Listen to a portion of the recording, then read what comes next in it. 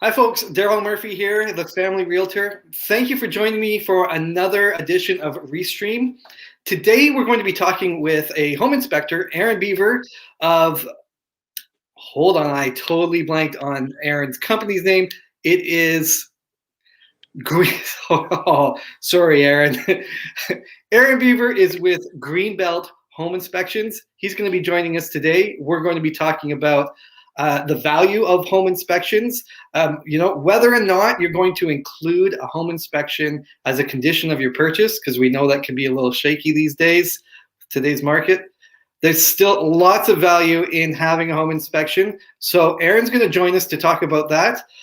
So thanks again for joining us. Let's get this show. It's going to be one of those days. Let's get this show rolling.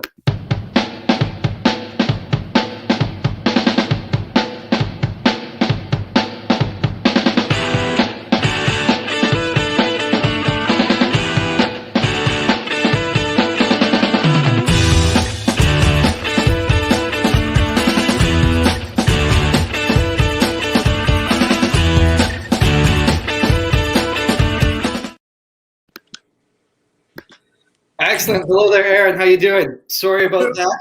That's all right, Daryl. Thanks for having me. We were just talking about watching the baseball game. The Jays tried very hard to give it away last night. It's an off day today, so I don't have to worry about bandwidth eating up the stream. So we're good. Aaron, so why don't you tell me a little bit about Greenbelt Home Inspections, and that'll get us started with our discussion. It's a small company. It's just me. I'm the only home inspector, which is kind of nice. It allows me the opportunity to, do as many home inspections as humanly possible. I can do them. I can do them on short notice. I can do them on weekends. I can do them on nights. Being a relatively small company and relatively new, only open for a little over a year. I'm pretty much open to doing home inspections wherever and whenever. Excellent. So how far north would you service? Well, I guess sort of draw for us the boundaries. So I'll obviously do Niagara, Hamilton. I know very well. I've gone as far as Brantford, Waterford. I mean, I'll go to Peel. I've gone to Oakville to do one. I'll go pretty much anywhere to do them. I mean, sometimes the further you go, it doesn't. It kind of takes away from, I guess, the value or the monetary value for me in going. But I just like doing them. I like seeing different areas. I like seeing what they have to offer. Different areas have different builds, different systems, and I don't know. I like to get out there and kind of see what's around. So I'll pretty much go anywhere. Interesting. Yeah, I guess the value really gets a little bit diminished if you got to put a full tank of gas into the truck to get out there. Yeah, but I don't mind. Most of the time when people are calling you, they'd be like, "Hey, I need an inspection done. I need it done in the next couple of days.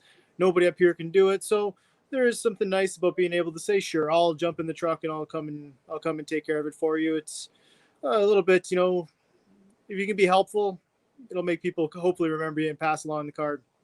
So, are there any things you find like commonly in different regions? Does it vary at all, or is it generally the same? Well, these days, since year and a half I've been open, I do a lot of people who have renovated. Renovations are big now, right? So they renovate the home, whether it's a flip or whether it's they do it before they sell. A lot of people are using the same materials. A lot of people are making it look the way that you see in all the magazines and things. So a lot of the same structures are being used, and a lot of the same material being used, and so you know what kind of look for, whether it's in Niagara or whether it's in Oakville. A lot of people are using the vinyl floors. You can kind of see things that are going, if they're going to happen or going to go wrong or something you want to look for there. You can see them kind of anywhere. There's a lot of similarities between everything in all the different regions. We're all going to the same stores to buy them. True. It's pretty much Home Depot, Rona, or nowhere. Or in this case, the high-end homes like to go to the smaller places too, right? The places where they can get the good stuff. Yeah.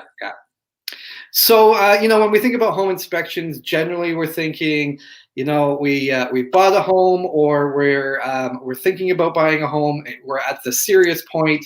This is at least let's say prior to this year's market. Let's put a pin in that one for now. But people think about the home inspector steps in and gives sort of a thumbs up, thumbs down to the final purchase of the home. But I do understand that greenbelt, that you offer a lot of different products in terms of inspections, various different, I guess, scopes of inspection. Why don't you tell us a bit about the variety of products that you're offering? Yeah, for sure. Like you said, the value is there for any different type of inspections, whether it's before or after you purchase. But because, like you were saying, you put a pin in it, but nowadays people really can't write them in there with any sort of confidence that their offer is going to be taken if it's the only one that has a home inspection condition. So I mean, I get that. I think most home inspectors do get it. They might not be happy with it, or generally think that it's probably the smartest thing to do, but they get it. We all get it. Yeah. So I mean, most home inspectors will offer a variety of things, and especially if there's time constraints, or you only get to maybe go through the house for an hour, or something along those lines, and you really want somebody to go through and kind of just see, if there's anything major that's going on. I mean, I offer walkthroughs. Walkthroughs are basically, I'll walk around the house with you. There's no actual inspection that goes along with that. But I offer 1 hour and a 2 hour. And basically what I will do is I'll walk around the house with you. You have a pen and paper, and I can point out things you might want to keep an eye on, things that are definite, need to be fixed. And just little hints here or there about general maintenance, or maybe if there's, some cosmetic defect that maybe the buyer can't seem to get past, might be able to give them a little bit of reassurance that it is cosmetic, and it's not going to be that big a fix. And this might be how you can go about fixing that, just to kind of, if they don't know, help them out in helping them make the most informed decision. Right. So I do walkthroughs, pre-listing inspections for the seller who might want to get a handle on, maybe it's an older home, maybe they know it needs work, but they don't know exactly what it might need. Maybe they want to catch things before a pre-purchase inspection catches it. So I offer those as well. Those have some value. Actually, they have a lot of value before you list, because you don't want to be caught, for lack of a better term, with your pants down with something that could easily be caught by any home inspector. You know what? I do find that there's a lot of security in that pre-inspection. Can you elaborate a little bit on what's involved in say, a pre-listing inspection? So I'm thinking of, in my experience and in dealing with some clients, I've found it's very helpful. And there is lots of security, and we could talk about liabilities and disclosures and things that you want to be made aware of. But the point is, there's, in my experience, lots of value for an inspection for the seller. It's not just a product for the buyer.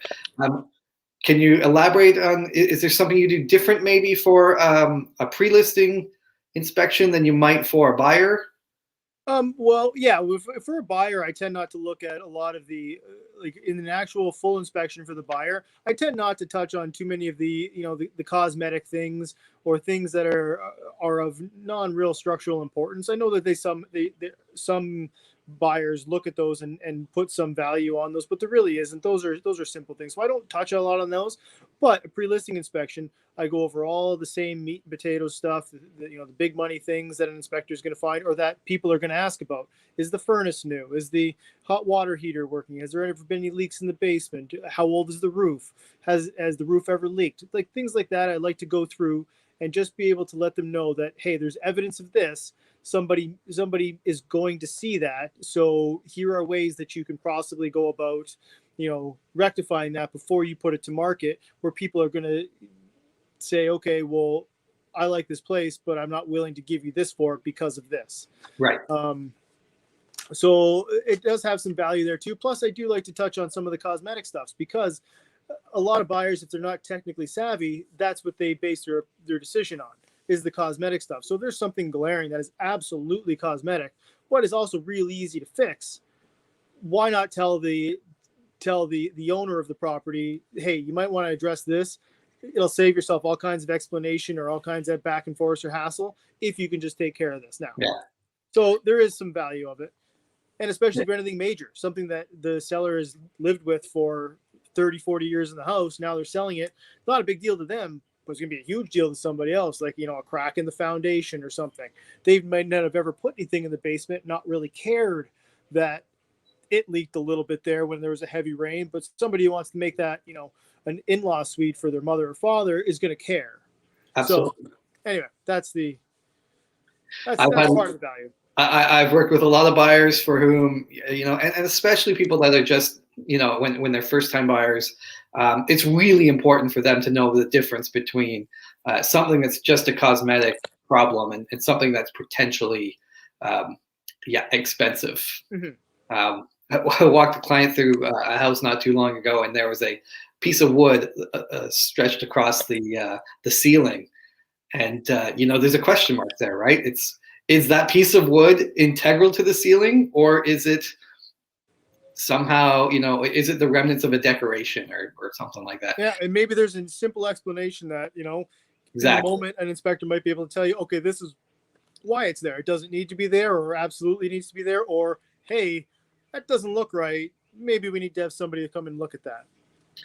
So there's a lot of buyers these days because I sort of alluded to this a couple minutes ago, where the market is so crazy, and we find this in different pockets. It's really I'll tell people, this market is changing rapidly, and it's changing in little pockets, right? It's not like all of Niagara is now all of a sudden this kind of market. We're talking, there's the Thorold market, there's this neighborhood market. We have a lot of change. Anyhow, a lot of these little pockets in the market these days, they don't allow for a condition of the inspection, right? In other words, they really, there's so much competition for the house that if you were to add into your offer, or the sale being conditional upon the approval or the thumbs up from that home inspector, in some markets, chances are you're not getting the property. But that doesn't mean there isn't value to the home inspection, right? Even if it's not a condition of the sale. Can you help us? Can you talk about that? Elaborate a little on what the real value of the home inspection is, even when it's not a condition of sale. All right, there's two instances where, again, you could have 5 home inspectors on here and they all kind of have different little variants. But for me, there's two real products that I personally offer that I think will hold great value. Again, you maybe not be able to put it in the condition, but say you put an offer in and the offer is accepted, but you say, look, I would like to go through the home with somebody. I'd like to go through the home with somebody. It's not going to change, but I'd like to go through it with an inspector. They might give you an hour. I've had this happen to me before, where they give me an hour, and what I tell the client is, I say, look, I'll do a pre-listing inspection where it's typically 2 hours. It's the same cost as a pre-listing inspection that I would do, but however, we only have an hour. So what I will do is I'll show up half hour before the allotted time, and I will do an exterior inspection of the home, whether it's from the sidewalk, whether it's from my truck, whether it's, if nobody really is too concerned about it, I'll get out and I'll walk around the property. Nobody really has ever really given me too much of a hard time about just doing that about a half hour before. And then once the client arrives, then we go through the inside of the house. But that at least allows us 1 hour solid to go through the interior of the house to touch on the major issues. Maybe not issues, but the major components and their functions. The roof, the attic spaces. Is there any wet spots in the basement? Is there any signs of leaks? How the furnace is functioning? How the hot water heater looks? Are there anything that's obvious structurally to it? How it differs kind of from a full inspection is I don't go through all of the appliances and stuff. So I don't guarantee that all the appliances work. I just don't have time to go through them all in that particular one. However, in the same vein as offering a product that is, if it's not really conditional on the sale of the home or the purchase of the home. Say you buy the home. I know it's a massive, colossal investment, but like any investment, I think you want to know as much about it as humanly possible and protect it. If you buy $1,000 worth of stock or a bond, you have that bond sheet in front of you for how it's performed in the past and how it's projected in the future. You know everything about it before you buy it. And this is, $5, 6, 7, $800,000 investment. I would think you'd want to know a lot about it. So I offer a post-purchase inspection as well. It's roughly the same price as a full inspection. And what you get in that is a roughly 3 hour, depending on the side of the house, walkthrough of the home with a full report emailed to you, all kinds of pictures, location of everything that's important, your main water shut off, how every major component of the home is functioning, and as well as I give you a report, a home maintenance guide that's tailored towards this particular property, as well as some generalities about home maintenance over the course of the short term, medium term, and long term, which are helpful to new home buyers. New homeowners. It's helpful for veteran homeowners too, believe me. Yeah. And some people might not think of certain things, and they've owned a home before, and they say, "Oh, I've owned houses before," but every property's different. Everyone has their own little nuances, and it's just sometimes it's nice to have a little reminder. Hey, I'll consult this, the book the booklet, the home maintenance booklet in the home inspection, and boom, they might not think of something. They go, "Hey, it's time to do this," or it goes seasonally as well as medium, short, medium, and long term. I definitely try to sell my clients on an inspection. I really believe they need it. It's not like, I think some buyers, they get, after they've put down their down payment, after they've dealt with their mortgage broker and, paid their lawyer, and everyone gets paid out. Sometimes I think the buyers think of it as kind of like an extended warranty, but it's really not. We got to break that suggestion, right? Exactly like you suggest. If you're putting $500,000 or more into an investment, into a property, and the properties themselves, they're subject to all these, they're subject to the elements, right? There's breakdown. They need.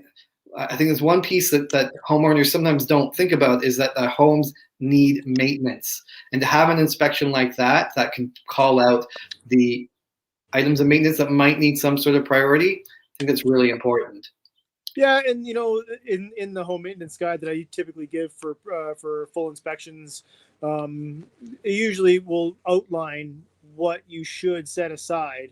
And I get it's hard. Not everybody, makes tons of money where they don't have to live. There's lots of people that do live paycheck to paycheck, but it is good to put whatever you can aside for those home maintenance, let alone an emergency fund. Emergency fund should equate to at least 1 month's mortgage payment. Yes. But these home maintenance things, if it should a little bit every month towards that. That way, when you need something, it's not a huge chunk of your bank account that comes out.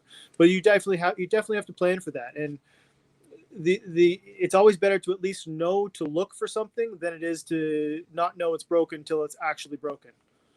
So, we do hear stories sometimes about, the inspector went through, maybe it is a condition of sale purchase, but the inspector went through and didn't catch something.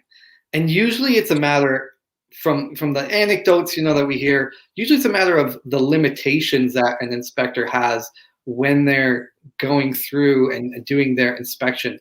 Can you tell us a bit about what the limitations are when you're doing, say, a pre-purchase inspection? Because it's good to know, like, okay, if there's going to be something behind that, I don't know, whatever. I guess it's more for information purposes, is what I'm saying. Yeah, if I go, yeah, you're right. There are definitely limitations to a lot of things. A lot of, large homes or steep pitched roofs are going to be places where most inspectors aren't going to be willing to just go up and take a stroll around. They're not, on the roof. On the roof, so it's not safe to do so. So you will go up to the eaves troughs on your ladder and take a look around there. You'll use every tool you have available to you, whether it's binoculars, whether it's zoom on your camera, various cameras that you have, to catch as many things as humanly possible. However, there could be 3 or 4 nail heads that you can't see somewhere up there that aren't covered by the top shingle, and that over time could leak. Yes, you're right. That is we did look at the roof, and for what we could see, a representative portion of that roof looked to be in good condition. There are limitations to what you can see. That's just one example. There's other examples as well. Attic spaces. Sometimes attic spaces are nailed shut. Sometimes they're painted shut, and I'm not willing to damage the property to go and do that. Yes, it's part of the inspection, but I don't damage the property if I can avoid it. I don't. And I just noted in the thing that was in the inspection that there was a limitation and it was inaccessible. So if the person hiring you doesn't own the property, then no, exactly. That's very different. You got to respect the other person's property. Exactly. But that's exactly very helpful, because that's the sort of thing I was leading up to. Is I understand there's some limitations sometimes, but I want to get a sense of what you do to try to get around those limitations. Well, it's like any job that you have. You try to do your best to do the job that you're paid to do. So you try to go above and beyond, and whether it's okay, so maybe you can't see the entire roof, right? So you make a mental note of that. Say, look, there's 2 spots of that roof that I can't go see. So when I get up in the attic, I'm going to make a point of looking at those spaces in particular. Get the flashlight out, get your camera out, and ensure that, to the best of your ability, you can say with as much certainty as you possibly can on that given day, that snapshot on that given day, that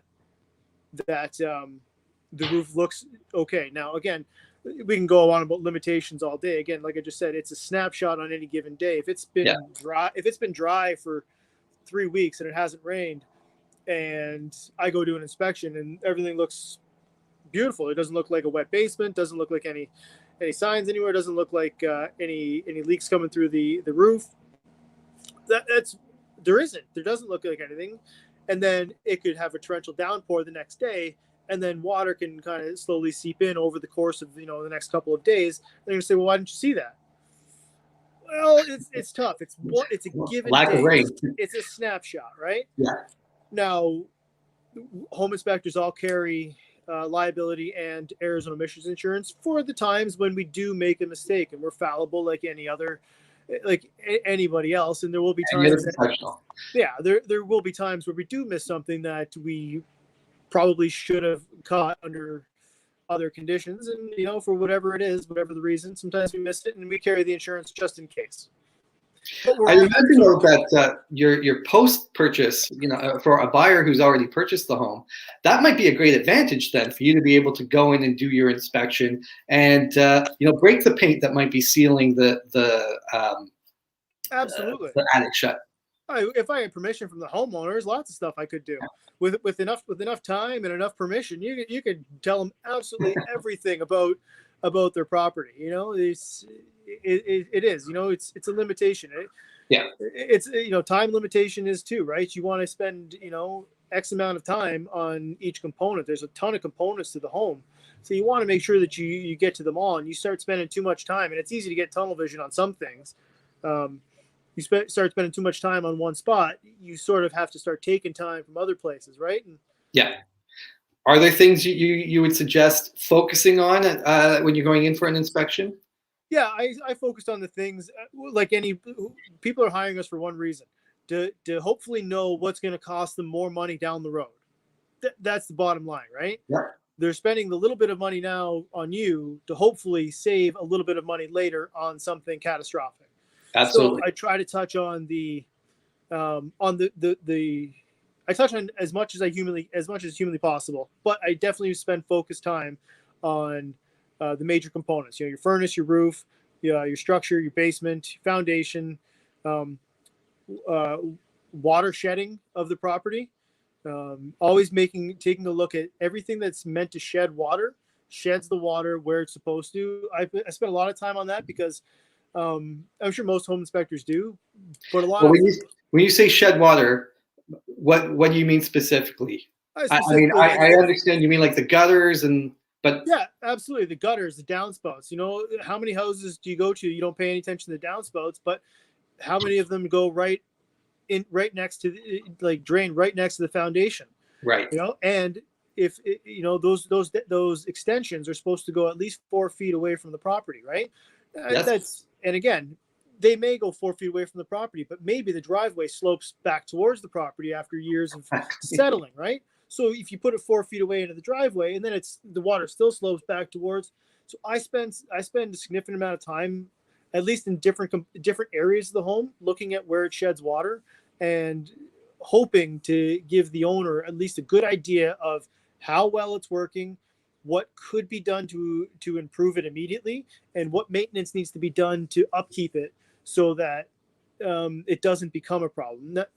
Water is one of those things you always have to fight with in a property, no matter what. So it's always part of the regular annual maintenance of a property. So anyway, and that's a big part of what I do. But again, all the big parts, the roof structure, the any of the siding, especially brick, checking for cracks in the mortar joists, things of that nature. Age of the roof, things that people are big money things they don't really want to spend after spending that amount of money on the house. It sounds like it's the same things that we as agents, ask about first. We got the big four. We got the roof. We got the HVAC. We got the roof, the HVAC, the air conditioning. Yeah, the structural components, really. Yeah. Yeah. Excellent. And the furnace, of course, the furnace. Yeah, the furnace too. And I always like to have the homeowner present when we're doing things like that, especially in the mechanical room, because that's a room that they should at least know their way around a little bit. Know, if something shuts off, know kind of what to do. Show them at least the instruction portion on the furnace. Kind of let them know how it works. Show them how it works. Show them if it's dirty, possibly how to clean it safely. Obviously, I always put tags on the furnace shut off and the gas shut off and things like that. So I try to make them present and explain to them. Some care, some don't. One of my previous videos was what I think is just absolutely important advice for anyone who lives indoors, and that is know where the main water shutoff is, and know where your breakers are. Have an idea at least which one's going to shut off everything, or the individual spaces in your house. It's so important. It can save you so much trouble in the end. Yeah, that's a big one. Poorly labeled electrical panels. It's just one of those things. Over the years, people messing around with it, or it wears off. A lot of people used to do it in pencil because you could erase it, but so there's a lot of that missing. But at least I always put a tag on the main panel shut off. Main water valve, I always label that, and I always put that there with the contact information of the utility on there. Just as much information as possible, what to shut off if something bad happens. Yeah. All you need to do is have one of those pipes connecting the water to your washing machine burst and have it spraying all over the place. That's when you will really want to know where the main water shutoff is. Yeah, and a fun fact about those hoses, those washer hoses that go from the unit to the appliance, they expire. They have expiry dates. Absolutely. But the amount of people that don't know that they have expiry dates on them is, it's huge. Well, I'm not going to sit here and suggest that I'm some sort of brilliant guy that just knows that. I only know that from experience. Yeah. In fact, my mom and dad learned that from experience just a couple months ago. And again, it's one of those things where if you knew about it, hey, look, this expired 7 years ago. Maybe you can go spend the $12 on the new one as opposed to replacing your whole floor, all the nice floor down there when it breaks. Exactly. One of those things that's nice to know beforehand that you could get from an inspection, either pre-purchase or post-purchase. Exactly. Just one of the little things of value. Well, Aaron, It's been amazing. I really appreciate you coming on and sharing some of your insights into the home inspection, the process, and the value of the home inspection. I hope we'll have you on again sometime to talk about maybe something specific. If you're willing, that'd be awesome. Well, Really appreciate it's a pandemic. What else do I got to do? Honestly, at least you're sitting outside and we're listening to the birdies chirp. Exactly. It's relaxing. Exactly. If I go outside, I really don't hear much other than the neighbors. So no. I got a great spot here, so I'm lucky. Awesome. I really appreciate your time, Aaron. Again, if anyone has any questions for Aaron, feel free to contact Aaron. Send him an email. I'm sure you'd be eager to respond. Always. And of course, if you have any inspection needs, give Aaron a call. He's a fantastic inspector. I brought him in on a couple of my listings. So I'm gonna say goodbye to you for now, Aaron. Thanks again for coming on. Thanks for having me, Daryl. Take care. Excellent.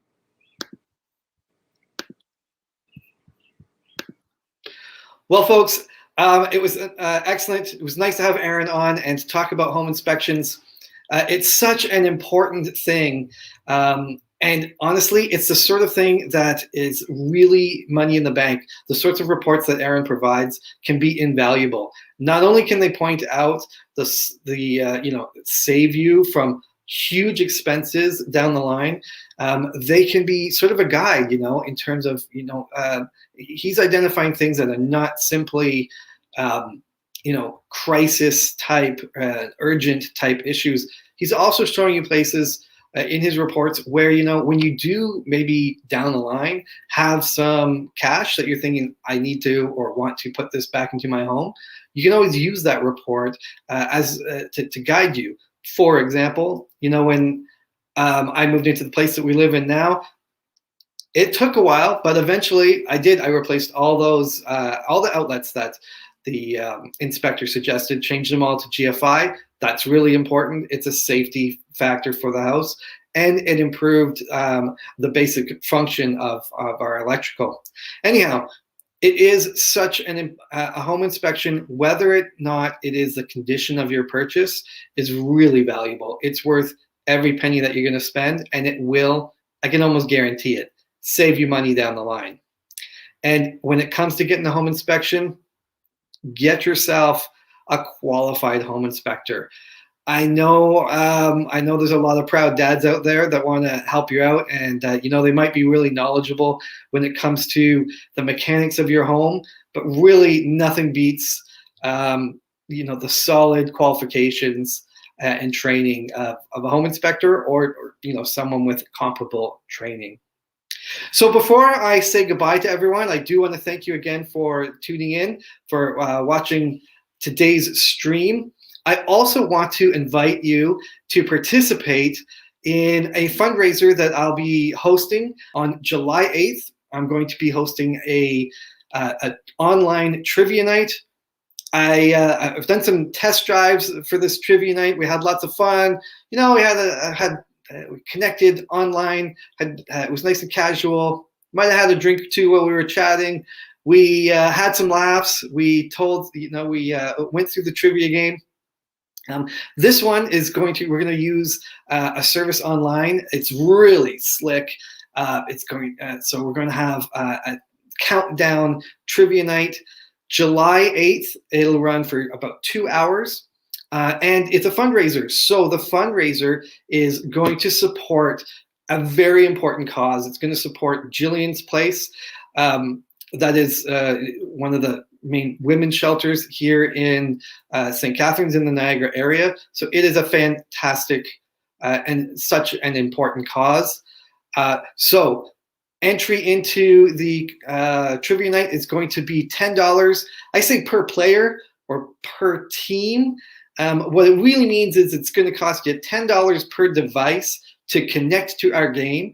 And if you're alone, then you can play as a team of one, no problem. But really, anyone who's behind your screen on July 8th is going to be part of your team. We're going to have some fun. We're going to keep it casual. I've been looking through, picking out some topics and stuff for the for the challenge. I will include the link for you to register for the event in the description to this video in short order. Thanks again for tuning in. If you're enjoying Restream, please hit that like button. Please subscribe. I'm really excited to see you guys next week. I'll see you on Monday on Restream, where we'll talk more real estate for real people. Thanks again. Bye-bye.